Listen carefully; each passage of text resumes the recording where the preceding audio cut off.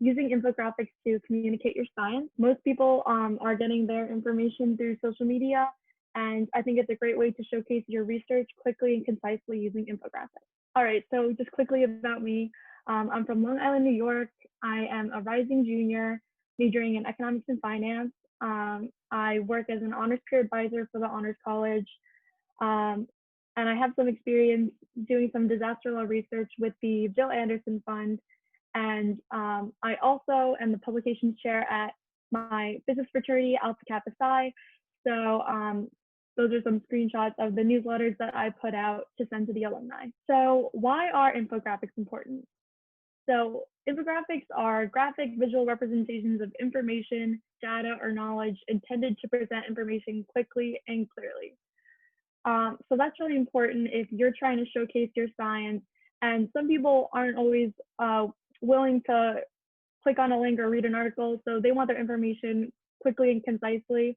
And that's why it's important that infographics extract the most essential facts and figures and deliver them in a relevant way.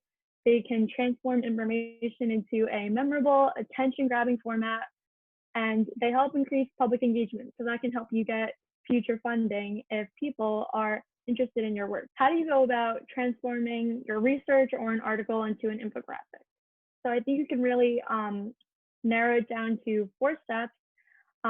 First, storyboarding it, where you think of your article or your research as a story, and you try and outline that information into some key points, like the purpose, context, approach, key findings, and implications.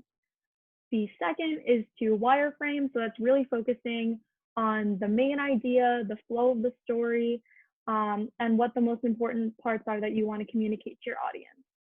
And then the third one is visualizing. So what is going to be aesthetically pleasing to your audience, how you communicate it in the best way, which graph, which data is the best way to be represented. And then finally, talking about design, where is your audience that you're trying to communicate to? What platform are they most comfortable on? And how can you target them accordingly? So going more into storyboard, but like I said before, you can break your article into chunks. And one of the most important things is the title. That's your clickbait. You have to pick a headline that gets the viewer's attention and describes what the article is about. So I really suggest trying to keep it as short as possible so it doesn't get cut off by the search engine or character limits. So determining the purpose, context, and approach of the research will help you communicate those key points to your audience. So thinking about what is the aim of your research and why is it important, and how did you design your research? What was your method of analysis, and how does that pertain to your research?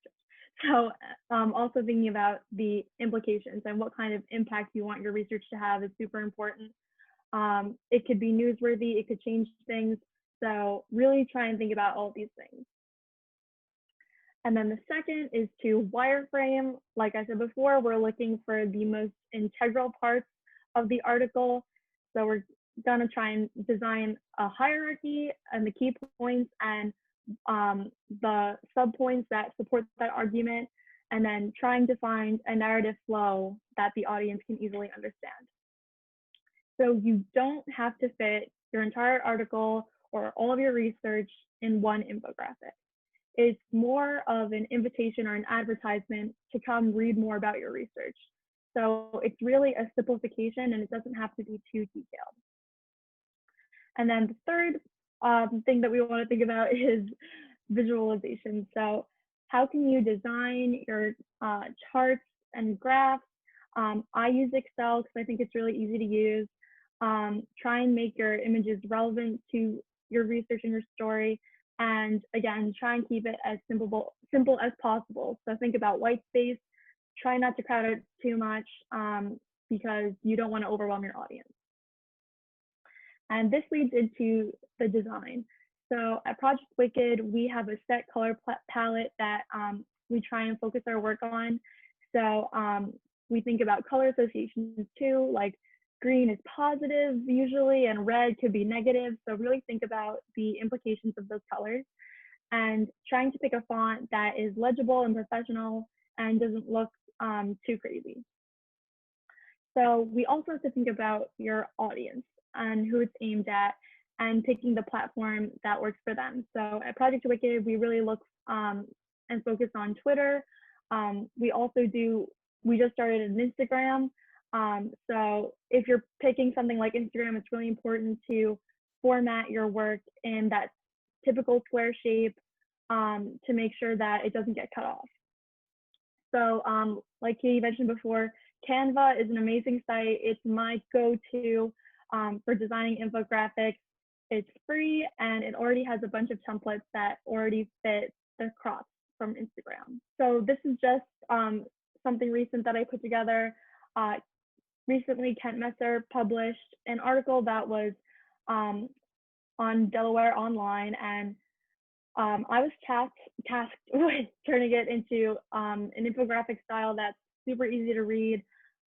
Here, I bolded the most important points and focused so it helps the audience focus in on what I really want them to understand.